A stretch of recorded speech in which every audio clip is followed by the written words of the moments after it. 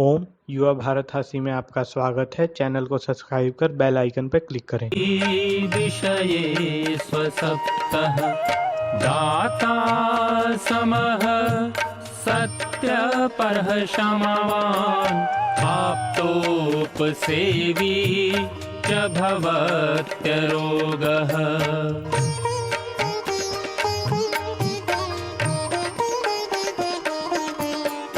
मतिर्वचः कर्म सुखानुबन्धी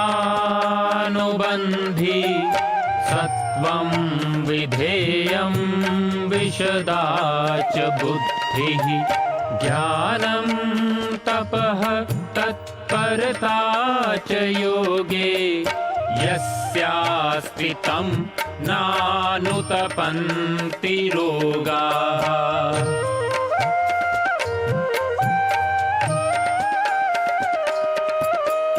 योगेन चित्तस्य पदेन वाचां मलं शरीरस्य च वैदिकेन योपाकरोतं प्रवरं मुनीनां पतञ्जलिं प्राञ्जलिरानतोऽस्मि पतञ्जलिं प्राञ्जलिरानतोऽस्मि पतञ्जलिं प्राञ्जलिरानतोऽस्मि।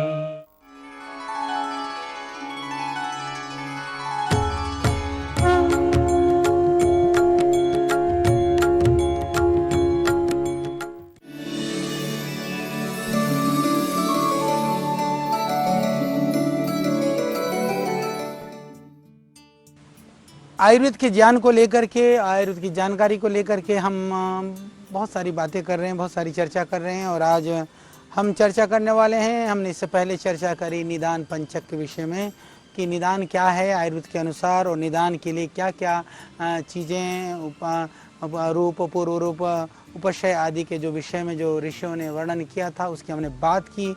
और आज हम लोग बात करने वाले हैं विशेष कर करके जिसको षट क्रिया काल कहा जाता है, यानी कि आयुर्वेद के अनुसार रोग की अभिव्यक्ति की जो विभिन्न अवस्थाएं हैं। यदि मैं इसको कहूँ कि रोग की जो अभिव्यक्ति की जो विभिन्न अवस्थाएं हैं वो चिकित्सक को जानना बहुत ज़रूरी है। यदि इन अवस्थाओं का हमें थोड़ा थोड़ा बोध होने लगे तो हम रोगों से भी बच सकते हैं। इसीलिए ये एक जन सामान्य के लिए भी ज़रूरी है। एक आयुर्वेद के जो फिजिशियन है, जो आयुर्वेद का जो चिकित्सक है, जो वैद्य है, उसके लिए तो बहुत ज़रूरी है ही है।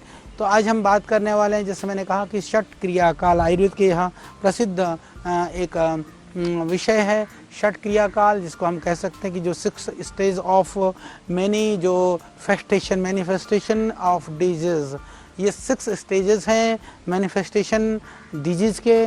तो ये इनको हमको इस तरह से समझना चाहिए कि जैसे मान लीजिए कि ऋतु परिवर्तन के परिणाम स्वरूप, ध्यान रख लेना, ऋतु परिवर्तन, दोष की स्थितियाँ, वात पित्त कफ दोष, ये पंच महाभूत, इनकी हम बात कर चुके हैं, हम इसको आपको बता चुके हैं। इसीलिए जो भाई बहनों ने पहले उन चीज़ों को नहीं सुना हो तो प्लीज़ उन एपिसोडों को ज़रूर आप देख लीजिएगा, क्योंकि इस बार हमने संकल्प लिया था कि आयुर्वेद के ज्ञान को आप तक पहुंचाना है, आपके घर में, आपके परिवार में और आपके दिलों में। तो आप पूरे उन एपिसोडों को देखेंगे तो आपको रुचिकर भी लगेगा, आपको ज्ञान भी बढ़ेगा। तो अभी हम दोबारा उन चीज़ों को रिपीट ना करते हुए थोड़ी हम अभी वर्तमान में जिन विषयों की बात करें हम उनकी करेंगे। तो मैं बात कर रहा था तीनों दोषों के, वात पित्त कफ आदि जब स्वाभाविक रूप से प्रकोपित हो जाते हैं ऋतु परिवर्तन के समय में प्रकोपित हो जाते हैं तो वो कभी कभी शांत भी होते रहते हैं, कभी कभी बढ़ जाते हैं, कभी शांत हो जाते हैं। जैसे कि वात दोष ग्रीष्म ऋतु में संचित हो जाता है, वर्षा ऋतु में प्रकोपित हो जाता है, फिर शरद ऋतु में अपनी स्वाभाविक अवस्था में आ जाता है। इसी तरह से पित्त जो है वर्षा ऋतु में संचित हो जाता है, शरद ऋतु में प्रकोपित होने लगता है, फिर हेमंत ऋतु में अपनी स्वाभाविक स्थिति को प्राप्त हो जाता है। तो इसी तरह से कफ दोष हेमंत ऋतु में संचित हो जाता है, वसंत ऋतु में प्रकोपित होता है और उसके बाद में ग्रीष्म ऋतु में अपनी स्थिति में आ जाता है। यानी कि हम ये कह सकते हैं कि यदि सारी दुनिया की बात करें तो सारी दुनिया में समान ऋतुएं तो पाई जाती नहीं है। इसीलिए इस भिन्नता के कारण से अलग अलग स्थानों में, देशों में या अलग अलग समय में अलग अलग दोष के संचय का, प्रकोप का, समन्वय का, ये समय भी अलग हो जाता है, उसकी प्रक्रिया भी अलग अलग पाई जाती है। परंतु ये समझिए कि दोषों के प्रकोपित होने की वजह से, अलग अलग ऋतुओं के मौसम आदि के कारण से जो भी प्रकोपित होता है, समन होता है या जो भी स्थितियाँ बनती हैं, तो निश्चित रूप से ऋतु और परिस्थितियाँ बड़े कारण हैं। तो यदि हम इसको थोड़ा समझ लें, तो यदि इन दोषों के असंतुलन को एक सीमित मात्रा में जब होती हैं, तो फिर क्या करता है कि यह शरीर पर बहुत गड़बड़ नहीं करने देता। क्योंकि जैसे कहते हैं ना, शरीर के अंदर जब बॉडी में रेजिस्टेंस पावर होता है, यानी रोग क्षमत्व जब मुकाबला करने की जब शक्ति हो जाती है, तो शरीर जो है उन सब से मुकाबला कर लेता है, यानी रोग प्रतिरोधक क्षमता की वजह से वो फाइट कर लेता है, तो ज़्यादा बीमारी कोई हो नहीं पाती है। जैसे किसी को थोड़ी सी सर्दी लगी तो सर्दी सहन कर लिया, कुछ नहीं बिगड़ा, पर जो कमज़ोर है थोड़ी सी सर्दी लगी तो एकदम जुकाम हो गया, ऐसे लक्षण। किसी ने थोड़ा सा कुछ भारी चीज़ खा लिया, डाइजेशन सिस्टम ठीक है, हजम कर लिया, कुछ नहीं बिगाड़ा, कोई कमज़ोर सा है, कुछ अनशन खा लिया तो हजम नहीं हुआ, इसी तरह से। परंतु यदि दोषों का संचय प्रकोप की सीमा, यानी कि जब शरीर का सामर्थ्य है, इसको ऋतु के साथ जिस हमने गिना, तो सामर्थ्य से अधिक हो जाए, यानी सीमा से बाहर हो जाए, यानी बेकाबू हो जाए, मेरा बस का नहीं, हम कहते हैं ये तो बेकाबू हो गया, तो यही है कि दोष का जो संचय प्रकोप सीमा से ज़्यादा हो जाए, बहुत अधिक मात्रा में हो जाए, तो क्या करता है कि शरीर का जो प्रतिरोधक जो शक्ति है ना, वो मुकाबला नहीं कर पाती है। तो इसीलिए, और नहीं कर पाती है तो फिर क्या हो जाता है कि व्यक्ति रोग से ग्रसित हो जाता है। और ग्रसित होने के बाद में भी यदि शुरू में ही उस दोषों का समन कर दिया जाए, यानी कि, तो बाकी बाद की स्थितियां पैदा नहीं होंगी।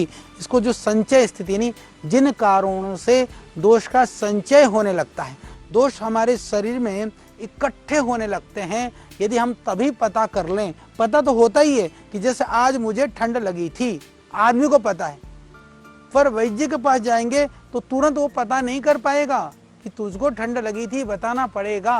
तो इसीलिए जब हमको ठंड लगी थी, तो क्या जैसे ठंड लगती है तो माँ भी कहती है ना, बेटा ठंड लग जाएगी, बाहर से आया, चल ये गर्म काढ़ा पी ले, ये गर्म दूध पी ले, इसमें हल्दी डाल करके ले ले। इसीलिए तो हमारी वो परंपरा रही है। इसलिए मैं स्पष्ट रूप से आपको बताना चाहता हूँ कि यदि आदमी पहले रोगी नहीं है, तो फिर जो है कभी रोगी नहीं है, और रोगी हो भी गया ना, यदि शुरू में ही यदि पहचान हो गई, यदि जो जैसे हमने कहा ना, जो प्राइमरी प्रिवेंशन, यदि प्राइमरी लेवल पर यदि तुरंत यदि डायग्नोसिस हो गया, यानी निदान हो गया, तो उपचार भी संभव है। यानी बहुत सारी बीमारियां, दुनिया के अंदर जितनी भी बीमारियां हैं, आप ध्यान रखिएगा, पहले वो बहुत भयानक बीमारी बहुत कम होती हैं, वो धीरे में छोटी सी बीमारी होती है, हम ध्यान नहीं देते हैं, हम उसको रोग, इसलिए शास्त्रों में कहा कभी भी शत्रु को और बीमारी को कमज़ोर नहीं मानना चाहिए, यानी कि उनको ऐसे लापरवाह नहीं होना चाहिए, सावधानी बरतनी चाहिए। तो रोग के विषय में सावधानी बरतें, तो हम कह सकते हैं कि यदि प्राइमरी स्थिति पर यदि आप सही ढंग से निदान करें, तो आयुर्वेद ही एक ऐसी चीज़ है, उसको समूल समाप्त कर सकती हैं। क्योंकि दबाने का काम नहीं करता आयुर्वेद दोषों को निर्मूल करने का काम करता है। तो इसलिए हम कह सकते हैं कि दुनिया को यदि रोग मुक्त करना चाहते हैं, तो इन दोषों को, इस संचय काल को, ऋतु परिवर्तन को, शरीर में वात पित्त कफ आदि दोषों के परिवर्तन के समय को यदि दुनिया जान जाए, तो मैं कह सकता हूँ कि दुनिया की 80% से ज़्यादा बीमारियाँ निर्मूल हो सकती हैं, उन बीमारियों से हम मुक्त रह सकते हैं। इसीलिए हमारा प्रयास है, और हम बार बार प्रयास कर रहे हैं कि आप इस ज्ञान से रूबरू हों, इसको जानिए, इससे ज्ञानवान बनिए, और अपने ज्ञान के साथ में अपने लोगों को भी इसको बताने का प्रयास करिए।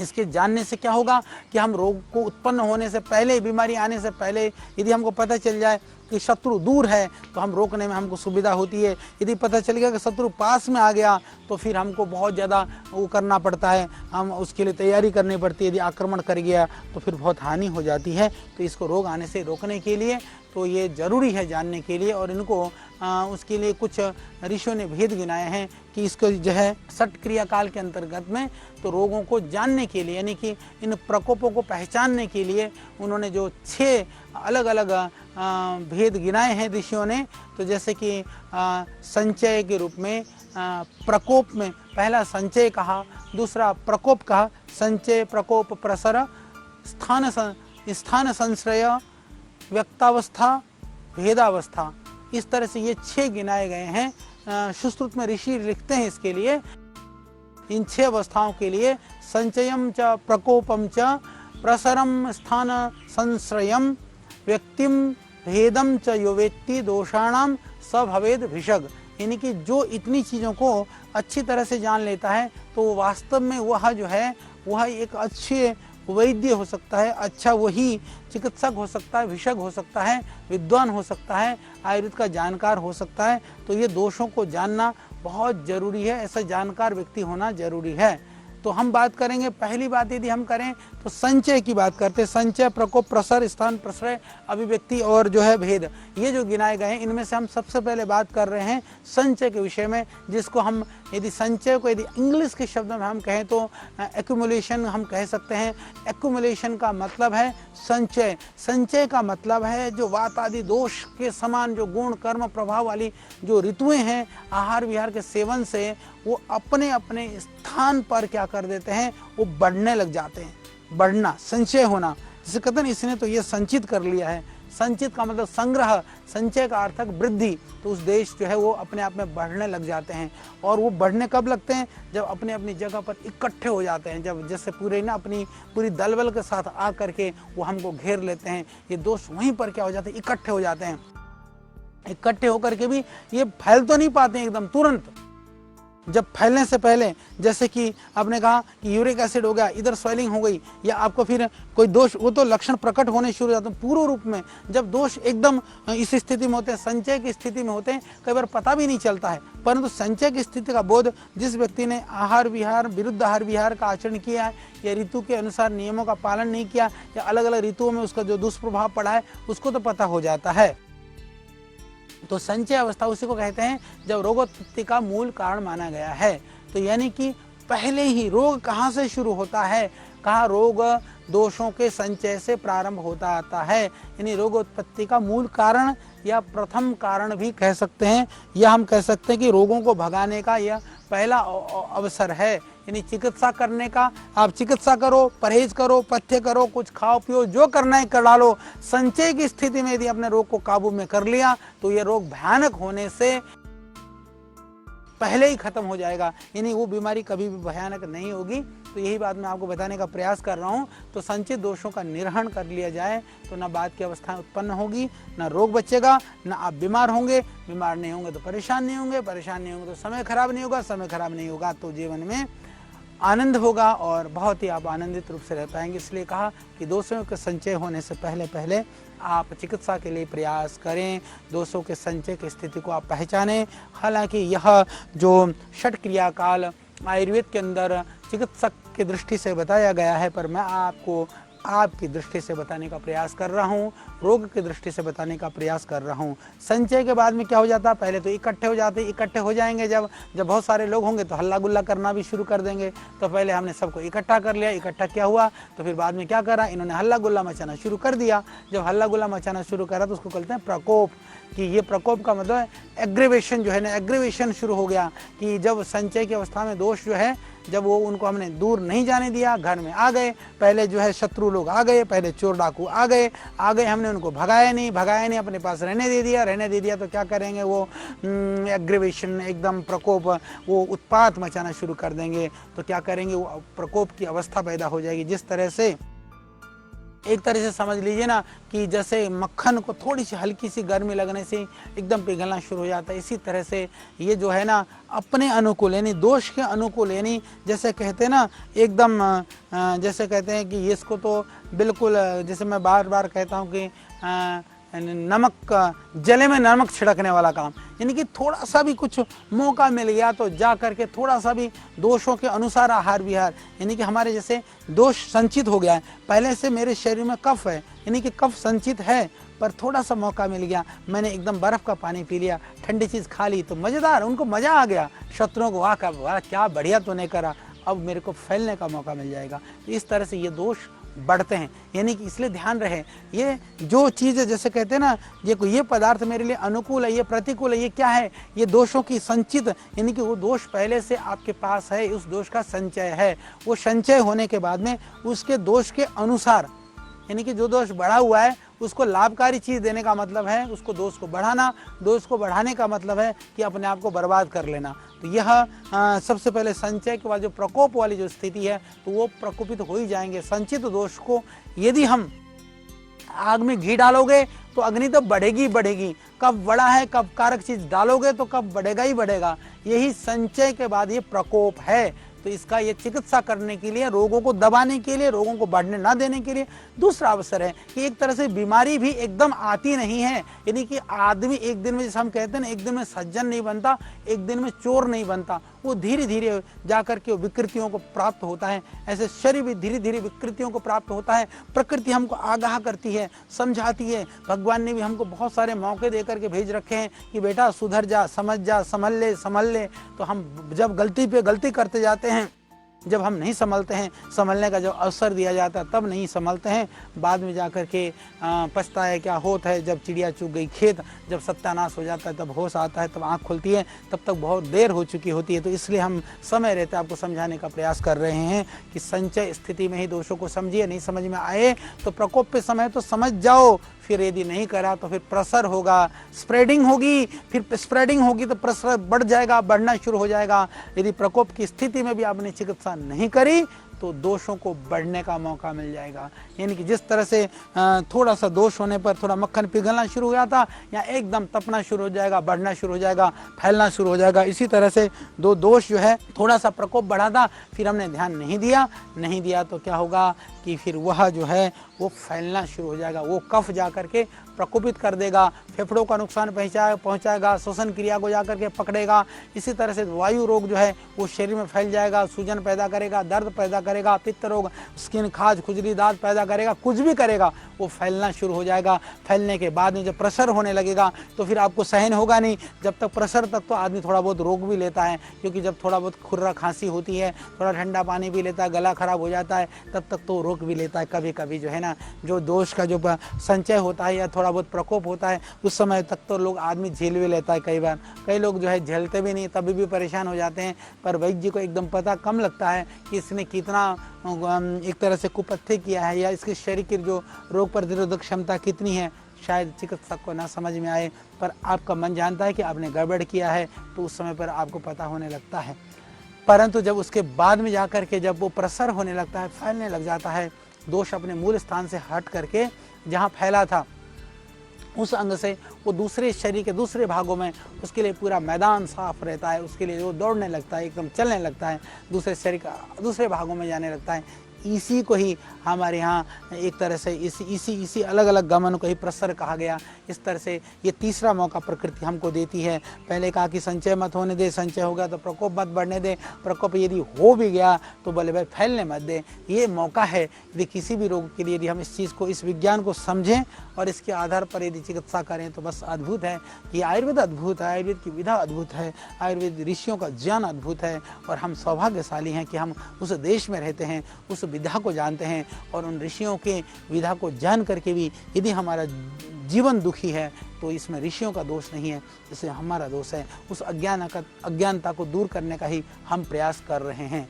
फिर उसके बाद में जो प्रसर हो जाता है, जब वो रुकता नहीं तो फिर क्या होने लगता है कि कहा कि वो तो फिर स्थान संश्रय हो जाता है। स्थान संश्रय अर्थात साइट ऑफ जैसे साइट ऑफ मैनिफेस्टेशन होना शुरू हो जाता है। स्थान संश्रय यानी कि प्रसर काल में जब हमने नहीं रोका तो फिर जो है स्थान संश्रय नामक अवस्था उत्पन्न होती है। यानी कि उस समय पर वो रस, रक्त आदि वाहिनियों में सारी जगह पर वो जा करके फैलना शुरू हो जाता है। भाई प्रकृति ने तुमको कितना सावधान किया था, कितना समझाया था। मेरी माँ, मेरी बहनें जो इसको देख रही हो, जो युवक और बुजुर्ग बच्चे जो भी देख रहे हैं, तो समझिए ये शरीर विज्ञान के एक बड़े रहस्य को ये आयुर्वेद के अतिरिक्त कहीं इस तरह से कोई नहीं समझाएगा। आयुर्वेद को छोड़ करके अन्यत्र कहीं इस तरह से नहीं लिखा हुआ है। कई बार हमको लगता है कि गोली खाना हमारा काम है। जैसे मैंने कहा ना, स्वस्थ से स्वास्थ्य रक्षणम, वही विधि मैं आपको बता रहा हूँ कि आयुर्वेद किस तरह से हमको समझा रहा है, कैसे दोषों का संचय होता है, संचय होकर के वो कैसे प्रकोपित होते हैं, फिर किस तरह से फैलते हैं, फैलने के बाद में स्थान जो संश्रय है, स्थान संश्रय, फिर फिर वो कैसे अलग अलग स्थानों के द्वारा हमारे जो स्रोतस हैं, हमारे जो रस वाहिनियाँ हैं, उसके द्वारा प्रसरित होने लगते हैं, सब जगह सारे शरीर में फैलने लग जाते हैं। वो स्रोत विकार के कारण एक स्थान पर अवयव में रुक जाते हैं ये, परंतु ये अलग अलग जगहों पर ये दोष स्थान विशेष में एक या एक से अधिक रक्त आदि धातुओं पर, और फिर जा कर के पुरुष है, मूत्र है, स्वेद है, इन सारी चीज़ को दूषित करने लग जाते हैं, क्योंकि वो दोष जहाँ जहाँ भी जाएगा उसको दूषित कर देगा, और दूषित कर करके वो फिर जो है स्थानानुरूप रोग को उत्पन्न करते हैं। यानी कि जहाँ जो अंग हमारा कमज़ोर है वहाँ जा कर के ये अटैक करेगा।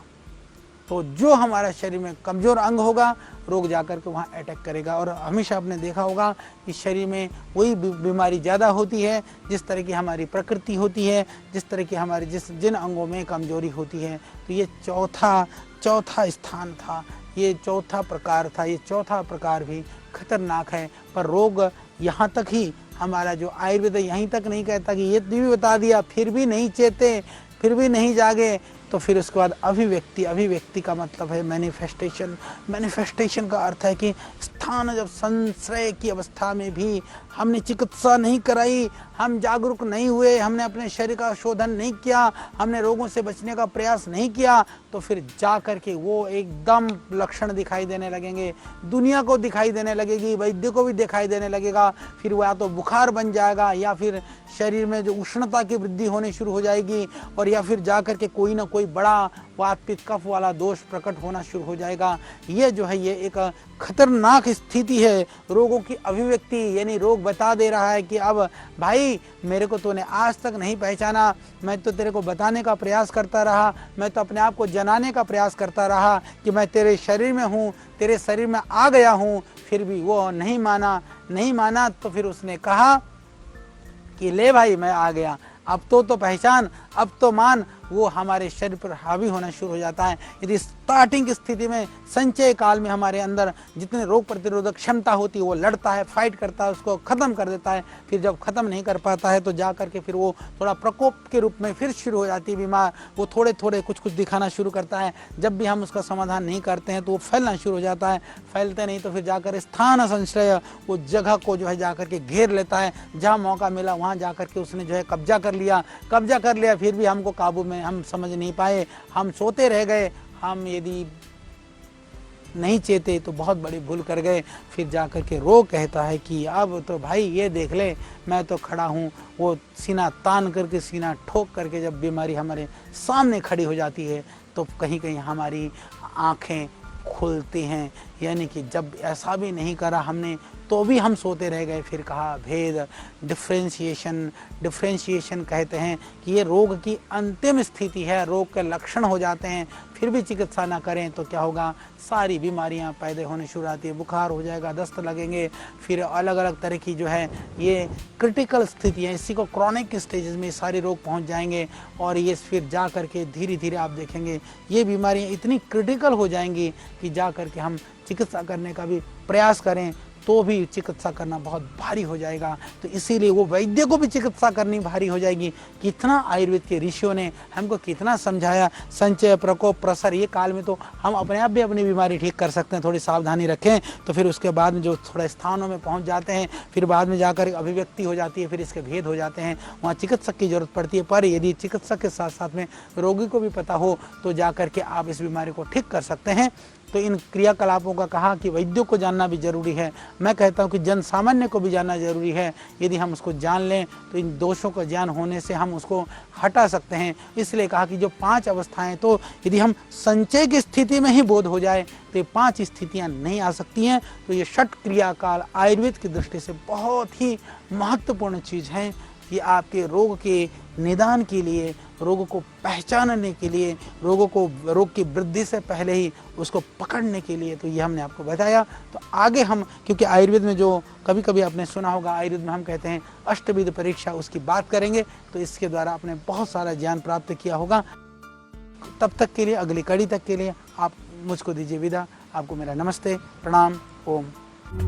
ऋषियों के ज्ञान से लेकर प्रकृति के वरदान तक, आयु के विज्ञान से लेकर आयुर्वेद के सिद्धांत तक, प्राचीन चिकित्सा पद्धति के हर पहलू का प्रासंगिक विवेचन। ऋषिकल श्रद्धेय आचार्य बालकृष्ण जी द्वारा सरल भाषा में स्वरचित सृजन, हिंदी अंग्रेजी सहित विश्व के 70 से अधिक भाषाओं में लाखों की संख्या में प्रकाशित बेस्ट सेलर अद्वितीय ग्रंथ आयुर्वेद सिद्धांत रहस्य आज ही करना है।